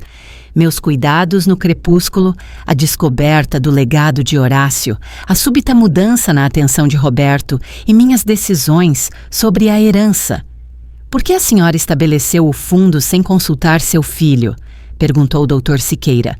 Porque Roberto deixou claro que via a herança como uma solução para seus problemas financeiros, não como segurança para meus cuidados contínuos, expliquei. Quando sugeri que o dinheiro era principalmente para minhas necessidades, ele ficou com raiva e reclamou que eu estava sendo egoísta. Quando chegou a vez da doutora Almeida, sua abordagem foi imediatamente combativa. Dona Helena, não é verdade que você desenvolveu uma dependência incomum de sua cuidadora contratada, Carla Gomes? Eu desenvolvi um relacionamento profissional com Carla, que prestou cuidados excelentes, corrigi, mas eu tomo minhas próprias decisões. E, no entanto, a senhora Gomes a acompanha a reuniões legais, consultas médicas, até mesmo a este tribunal hoje. A implicação dela era clara. Carla estava me manipulando para ganho financeiro. A senhora Gomes me auxilia com minhas necessidades físicas. Respondi uniformemente. Minha mente funciona perfeitamente bem sem assistência. O interrogatório continuou nesse tom, com a doctora Almeida tentando pintar lapsos de memória cotidianos como declínio cognitivo e minha independência como teimosia. Quando ela sugeriu que minha paranoia sobre as intenções de Roberto era um sintoma de demência pós-AVC, finalmente permiti que minha frustração aparecesse. Doutora Almeida, mantive um registro detalhado do comportamento do meu filho desde o meu AVC. Levantei meu tablet. Gostaria que eu lesse suas palavras exatas quando ele descobriu que eu havia recebido uma herança? Ou talvez os comentários que ele fez sobre me mudar de volta para a casa de repouso Crepúsculo assim que tivesse o controle das minhas finanças? O juiz interveio antes que ela pudesse responder. Dona Helena, a senhora está sugerindo que a petição de seu filho é financeiramente motivada? Encarei o olhar de Roberto diretamente pela primeira vez naquele dia. Acredito que meu filho esteja em dificuldades financeiras significativas e veja minha herança como sua solução, em vez de minha segurança. Sua preocupação com minha capacidade mental, coincidentemente, emergiu apenas depois que me recusei a usar os fundos para resolver suas dívidas. Dr. Adir Almeida tentou redirecionar. Dona Helena, a senhora experimentou um evento médico que mudou sua vida. Não é possível que sua percepção das intenções de seu filho tenha sido afetada pelo trauma emocional do seu AVC? Foi meu corpo que foi danificado, doutora, não minha capacidade de reconhecer exploração. Minha voz permaneceu firme. Ensinei pensamento crítico para estudantes universitários por 40 anos. Essas habilidades não desapareceram com minha mobilidade. O momento culminante veio quando a doutora Almeida tentou demonstrar a longa preocupação de Roberto com meu bem-estar. Senhor Roberto, ela perguntou a Roberto na réplica, aproximadamente quanto o senhor gastou com os cuidados de sua mãe desde o AVC dela? Roberto pigarreou. Cerca de R$8.000 por mês no crepúsculo, mais despesas médicas adicionais. Foi um fardo financeiro significativo, mas o cuidado dela era minha prioridade. Dr. Siqueira levantou-se imediatamente. Meritíssimo, gostaria de apresentar a prova 27, os registros de faturamento reais da Casa de Repouso Crepúsculo. Os documentos foram exibidos na tela do tribunal. R$3.200 por mês, pelo pacote de cuidados básicos, com o plano de saúde cobrindo a maior parte dos custos de terapia. Menos da metade do que Roberto havia alegado. Senhor Roberto, perguntou o Dr. Siqueira com calma deliberada. O senhor pode explicar a discrepância entre seu testemunho e esses registros oficiais? Roberto corou. Eu estava incluindo outras despesas, transporte, itens que levei para ela. Recibos detalhados dessas despesas? Eu não guardei registros detalhados, admitiu Roberto, sua fachada confiante desmoronando. A expressão do juiz endureceu quase imperceptivelmente. Senhor Roberto, o senhor informou sua mãe que havia selecionado o pacote de cuidados mínimos no crepúsculo, enquanto representava para ela que estava fornecendo o melhor cuidado possível? O silêncio de Roberto foi condenatório. Quando todos os depoimentos terminaram, o juiz Harris fez apenas um breve recesso antes de proferir sua decisão. Suas palavras foram medidas, mas inconfundivelmente firmes. O tribunal não encontra evidências que sustentem o pedido de interdição. Dona Helena demonstrou clara capacidade cognitiva e habilidade de tomada de decisão apropriada. Além disso, o tribunal considera o momento e a natureza desta petição perturbadores. Ela se virou diretamente para Roberto. Senhor Roberto, as evidências sugerem que sua motivação ao buscar a curatela foi principalmente financeira, em vez de preocupação com o bem-estar de sua mãe. Este tribunal não permitirá tal exploração. O pedido de interdição foi negado. Ordens de proteção adicionais foram colocadas em vigor para evitar novos desafios legais sem evidências novas substanciais. Ao sairmos do tribunal, me vi cara a cara com Roberto no corredor. Sua expressão era uma mistura complexa de raiva, constrangimento e algo que poderia ser vergonha.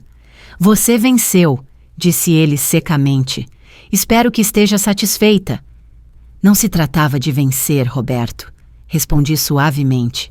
Tratava-se de me proteger quando você não o fez. Ele se virou sem responder, deixando-me lá com Carla, Dr. Siqueira e a vitória vazia de ter exposto publicamente a tentativa do meu único filho de tomar o controle da minha vida para seu benefício financeiro. Lucas se aproximou cautelosamente. Vó, você está bem? Eu o abracei, grata por sua preocupação genuína. Eu vou ficar. O que acontece agora? Ele perguntou. Agora. Eu disse, encontrando força na certeza do meu caminho a seguir. Eu reconstruo, nos meus termos. Ao sairmos do tribunal, repórteres se aproximaram para declarações sobre a professora idosa que revidou. Recusei-me a comentar, mas a manchete apareceria de qualquer maneira. Sobrevivente de AVC derrota tentativa de interdição do filho, mantém controle de herança multimilionária.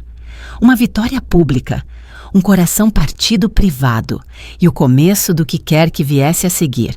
Seu novo apartamento é incrível, vó.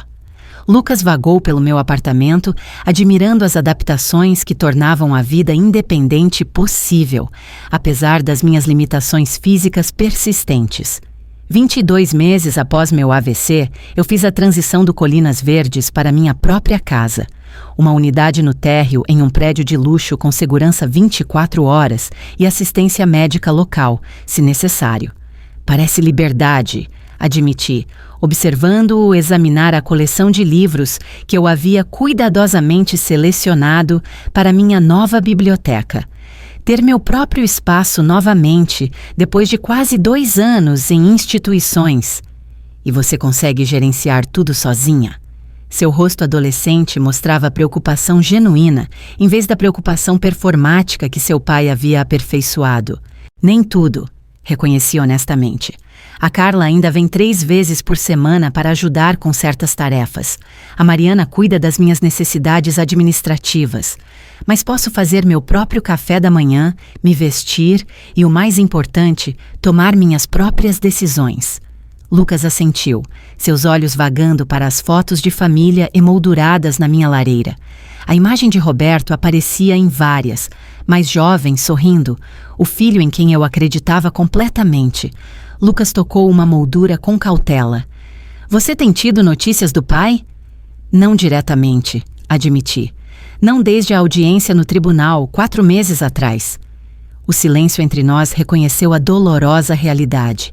A humilhação de Roberto no tribunal havia rompido o que quer que restasse de nosso relacionamento.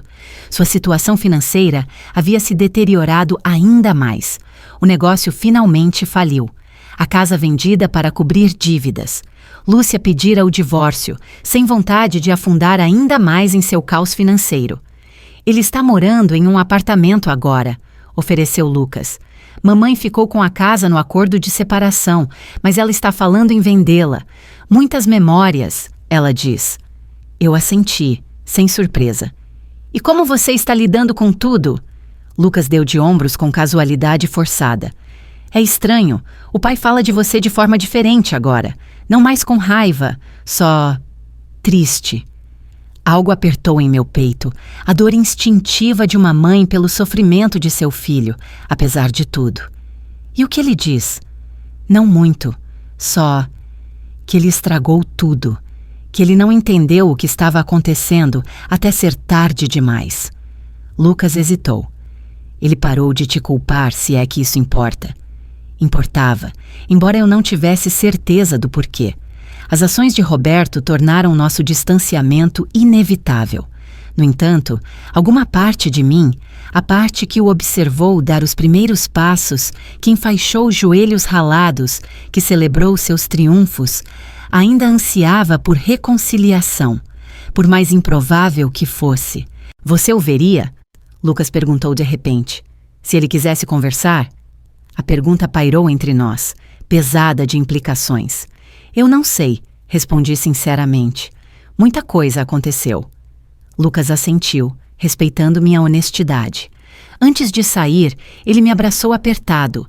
Não mais o adolescente desajeitado, mas um jovem prestes a se tornar adulto, tentando navegar pela paisagem fraturada de sua família. Naquela noite, sentei-me na minha varanda privativa, observando o pôr do sol pintar o céu em laranjas e roxos dramáticos. Minha vida havia encontrado um novo equilíbrio, confortável, digna, segura. A Fundação Menezes para a Dignidade no Envelhecimento estava operacional, já fazendo melhorias pequenas, mas significativas, em instituições de cuidados para idosos em todo o estado. Dona Beatriz se tornou uma amiga e colaboradora nesses esforços, sua experiência em primeira mão emprestando autenticidade ao nosso trabalho de defesa. O legado inesperado de Horácio havia transformado meus anos restantes de um lento declínio em instituições negligentes para uma independência proposital.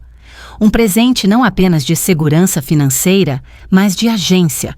a capacidade de moldar qualquer tempo que me restasse em meus próprios termos. Minhas reflexões foram interrompidas por uma ligação de Carla.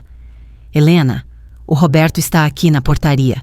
Ele está perguntando se você o recebe. Meu coração gaguejou. Ele disse por quê. Apenas que ele precisa falar com você. Você quer que eu vá aí? Considerei a pergunta com cuidado. Não, mas fique de prontidão, por favor. Depois de encerrar a ligação, sentei-me imóvel, pesando minhas opções. Eu poderia me recusar a vê-lo, um limite que eu tinha todo o direito de estabelecer após suas tentativas de tomar o controle da minha vida. Ou eu poderia ouvir, sabendo que qualquer cura que pudesse ser possível exigiria este primeiro passo difícil. Mande-o subir, eu disse ao porteiro finalmente. 20 minutos depois, uma batida na minha porta anunciou sua chegada. Quando abri, mal reconheci o homem parado diante de mim. Roberto havia envelhecido anos em meses, cabelo agora significativamente grisalho, postura diminuída, roupas de grife substituídas por roupas básicas de loja de departamento. "Mãe", ele disse simplesmente, sua voz embargada. "Roberto." Afastei-me, permitindo que ele entrasse sem abraçá-lo. Ele se moveu hesitantemente para minha sala de estar, absorvendo os móveis de bom gosto, a evidência de minha confortável independência. "Seu lugar é bonito", ele ofereceu sem jeito. "Obrigada." Indiquei o sofá. "Quer se sentar?" Acomodamo-nos em um silêncio desconfortável. 22 meses de conflito e traição pairando entre nós. Eu esperei, sem vontade de tornar isso mais fácil para ele. O que quer que ele tivesse vindo dizer, ele precisaria encontrar as palavras sozinho. "Eu perdi tudo", disse ele finalmente. "O negócio, a casa, meu casamento, tudo, menos as crianças, embora eu só as veja nos fins de semana agora." Eu assenti sem comentar. Eram consequências de suas próprias ações, não infortúnios a serem lamentados. "Por muito tempo, eu te culpei", ele continuou, olhando para as próprias mãos.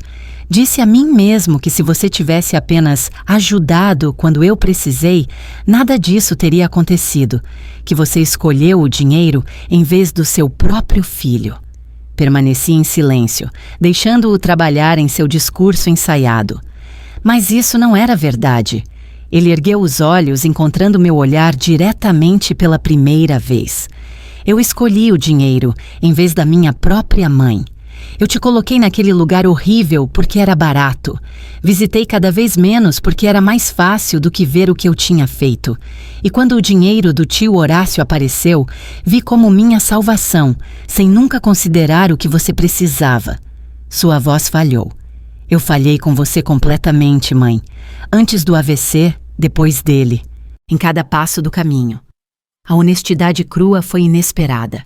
Eu havia me preparado para desculpas, para manipulações sutis, para pedidos implícitos de ajuda financeira, não para este reconhecimento sem verniz. "Por que você está aqui, Roberto?" perguntei baixinho. "Não por dinheiro", disse ele rapidamente. "Eu sei que isso se foi, o fundo, a fundação. Eu aceitei isso." "Então pelo quê?" Ele exalou lentamente. "Perdão, eu acho, embora eu não tenha certeza se mereço." A simplicidade de sua resposta me pegou de surpresa. Não reconciliação, não restauração, apenas perdão. O reconhecimento de que o que ele fizera era errado. "Perdão não é algo concedido sob demanda", eu disse cuidadosamente. "É conquistado através de ações, não de palavras." "Eu sei", ele assentiu. "Não estou pedindo por isso hoje. Estou perguntando se há um caminho para isso. Alguma forma de voltar do que eu fiz." A pergunta pairou entre nós. O filho adulto perguntando à mãe se o relacionamento deles poderia um dia curar. A mãe se perguntando se o perdão era sábio ou apenas outra forma de autoabandono. "Eu não sei", respondi honestamente. Confiança, uma vez quebrada, é difícil de reconstruir, mas não impossível. Uma esperança frágil coloriu sua pergunta. Considerei minha resposta com cuidado. A Fundação está fazendo um trabalho importante, defendendo melhores padrões de cuidados para idosos. Eles sempre precisam de voluntários. Ele piscou, processando minha resposta indireta. Você quer que eu seja voluntário na sua fundação? Se você é sincero sobre fazer as pazes, sobre entender o que aconteceu, seria um lugar para começar. Encarei seu olhar firmemente. Ações, Roberto, não promessas. Ele assentiu lentamente. Eu posso fazer isso. Não é uma garantia de reconciliação, alertei. Apenas uma possibilidade.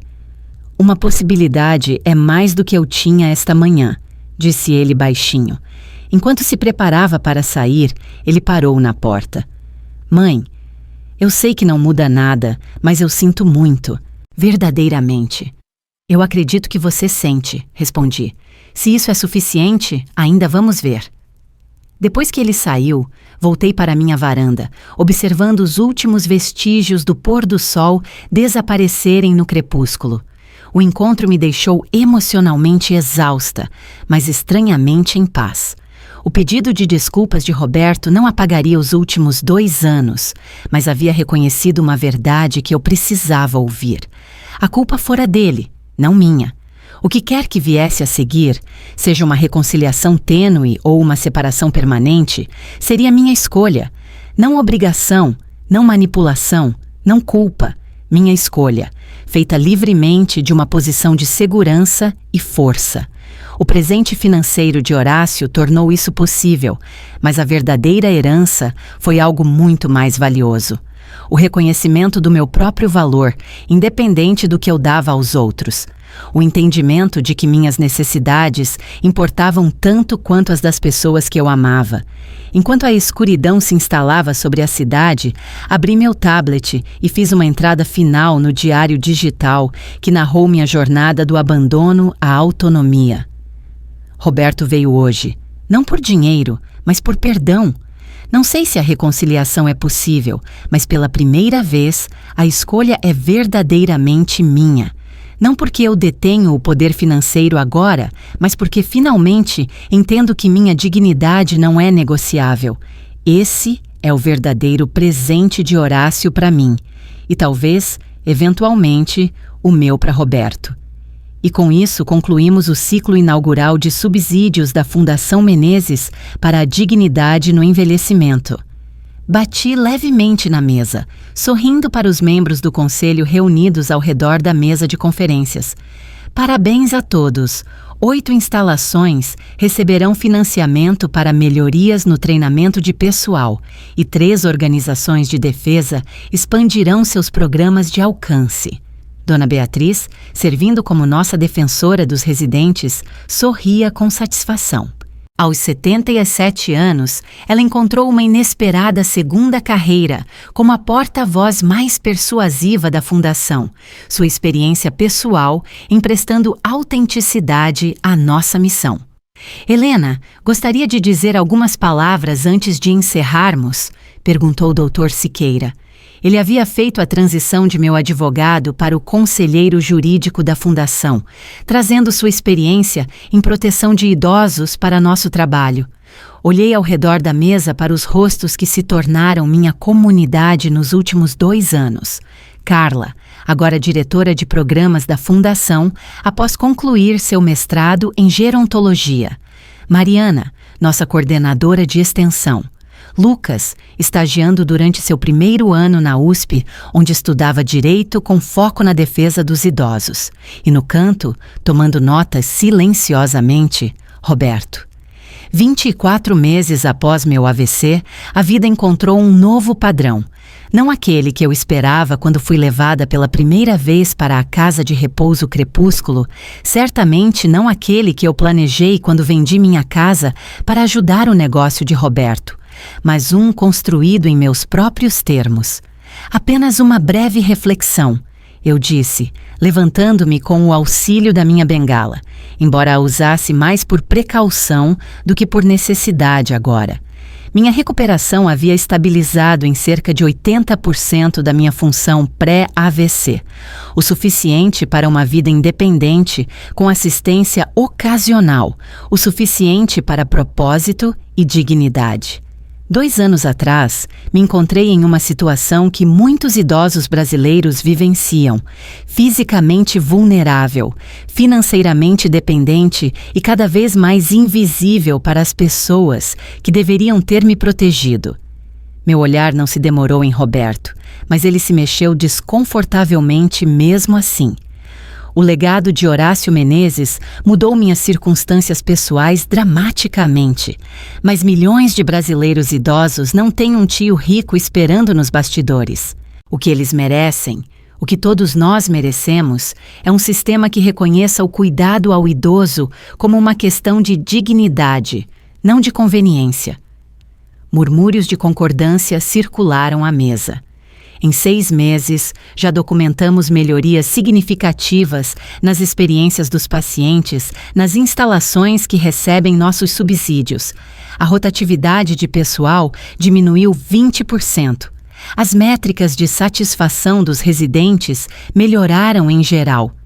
Eu sorri para a Dona Beatriz, e nossos defensores dos residentes garantiram que as mudanças reflitam as necessidades reais, não apenas suposições administrativas. Após o término da reunião, juntei meus papéis lentamente, observando os membros do conselho saírem. Roberto permaneceu, sua posição como coordenador de voluntários ainda estranha, mas cada vez mais valiosa para nosso trabalho. O relatório de inspeção da Casa de Repouso Crepúsculo, disse ele, colocando uma pasta diante de mim. A nova administração deles implementou todas as nossas mudanças recomendadas. A diferença de 18 meses atrás é notável. Eu assenti, lembrando da indiferença institucional que caracterizou meu tempo lá. E o programa de treinamento de pessoal? Totalmente inscrito. O currículo da Mariana sobre cuidado centrado na dignidade tem sido particularmente eficaz. Ele hesitou. Tivemos pedidos para expandir para 3 instalações adicionais. Elabore uma proposta para a próxima reunião do Conselho. Sugeri. Se as métricas apoiarem a expansão, consideraremos. Nossas interações permaneciam profissionais, nossos relacionamentos pessoais curando-se lentamente através do trabalho compartilhado, em vez de confronto direto. Roberto começou a voluntariar há 8 meses, inicialmente enchendo envelopes e atendendo telefones, tarefas menores que ele abordou com humildade inesperada. Sua situação financeira havia se estabilizado, embora não recuperado.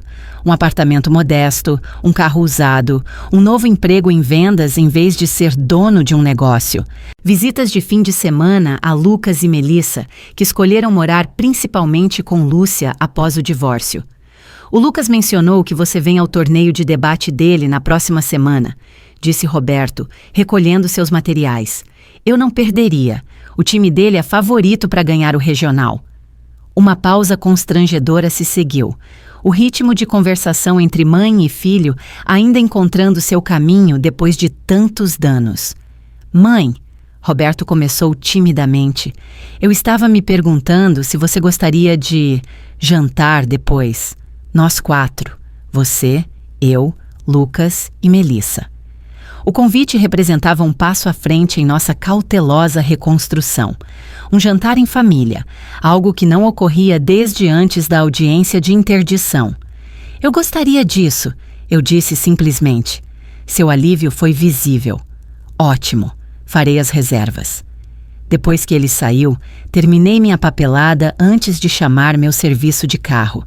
Meu apartamento ficava a apenas 15 minutos dos escritórios da fundação, perto o suficiente para a conveniência, mas separado o suficiente para manter limites entre minha vida profissional e pessoal. Enquanto o carro navegava pelo trânsito da tarde, refleti sobre a jornada dos últimos 2 anos.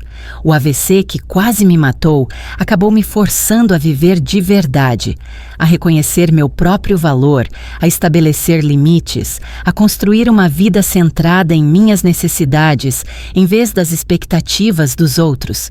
Em casa, acomodei-me na minha cadeira favorita perto da janela, aquela posicionada perfeitamente para pegar a luz da tarde para ler. Meu tablet continha dezenas de livros que eu pretendia explorar. Minha agenda anotava as próximas apresentações da sinfonia e exposições de galeria. E minha cozinha continha ingredientes para o jantar que eu planejava preparar para Dona Beatriz amanhã. O telefone tocou. Melissa ligando para discutir seu próximo projeto de feira de ciências. Aos 15 anos, ela desenvolveu um interesse por tecnologia de saúde, inspirada em parte por testemunhar meu processo de recuperação. Estou projetando um auxílio de mobilidade modificado, ela explicou animadamente. Algo entre uma bengala e um andador, mas com sensores que podem detectar problemas de equilíbrio e fornecer suporte antes que ocorra uma queda. Isso parece notável, incentivei. Você considerou a interface do usuário? Muitos idosos têm dificuldade com tecnologia complexa. Discutimos seu projeto em detalhes, sua mente jovem e brilhante já considerando ângulos que eu não havia pensado. Quando ela terminou de descrever seu design, ela hesitou. Vó, posso te perguntar algo pessoal? Claro. Você está feliz? Com tudo o que aconteceu? Com como as coisas estão agora? A pergunta foi surpreendentemente direta, mas perfeitamente emblemática da percepção adolescente cortando a pretensão adulta. Estou contente, respondi pensativamente. Feliz em alguns aspectos, ainda me curando em outros, mas estou vivendo autenticamente agora, e isso traz sua própria satisfação. Papai diz que você o salvou, fazendo-o enfrentar as consequências, disse ela baixinho, que ele estava em uma espiral antes de tudo acontecer. Eu não esperava essa perspectiva de Roberto. Ele realmente disse isso? Sim, ele diz que perdeu o que achava que queria, mas encontrou o que realmente precisava. A voz de Melissa carregava o leve constrangimento de discutir a introspecção dos pais. Soa meio brega quando ele diz isso. Eu sorri. Crescimento muitas vezes soa brega quando descrito em voz alta. Depois que desligamos, mudei-me para minha varanda para aproveitar o ar do início da noite. Minha vida agora tinha pouca semelhança com o que eu havia imaginado quando me aposentei do magistério. A casa modesta que vendi, os dias tranquilos de leitura e visitas ocasionais da família, o desacelerar gradual que eu antecipava. Em vez disso, aos 70 anos, encontrei um propósito inesperado, não apenas no trabalho da Fundação, mas em minha própria recuperação da dignidade e agência. O AVC, que deveria me diminuir, acabou expandindo minha compreensão do que eu merecia da vida e dos relacionamentos. O dinheiro de Horácio forneceu os meios, mas a transformação exigiu minha própria resolução, a decisão de me valorizar tanto quanto sempre valorizei os outros. Enquanto o crepúsculo se instalava sobre a cidade, abri meu tablet uma última vez para adicionar uma entrada final ao diário digital que narrou minha jornada. 24 meses desde o AVC que mudou tudo. Comecei este diário para documentar traição e abandono. Termino-o como um registro de recuperação e renovação. A verdadeira herança não foi o dinheiro de Horácio. Foi o reconhecimento de que minha vida pertence a mim. Não ao meu filho, não às expectativas sociais de sacrifício materno, não às instituições que veem a idade como diminuição. Qualquer tempo que resta é meu para moldar, para experimentar, para viver plenamente em meus próprios termos. Esse conhecimento, duramente conquistado através da dor e da luta, é o legado que espero deixar para os outros através do trabalho da Fundação. E talvez, com o tempo, através da reconciliação com Roberto. Não esquecendo o que aconteceu, mas criando algo novo de suas cinzas. Algo construído sobre respeito mútuo em vez de obrigação, sobre escolha em vez de expectativa. Que presente estranho e inesperado, este AVC acabou provando ser. O catalisador para perder tudo o que eu achava que importava, apenas para descobrir o que realmente importa. Fechei o diário e voltei minha atenção para o pôr do sol, pintando o horizonte em tons brilhantes. Uma metáfora óbvia demais para articular, mas bonita demais para ignorar. Qualquer que fosse a escuridão que viera antes, este momento presente continha sua própria possibilidade luminosa. E isso, finalmente, era o suficiente.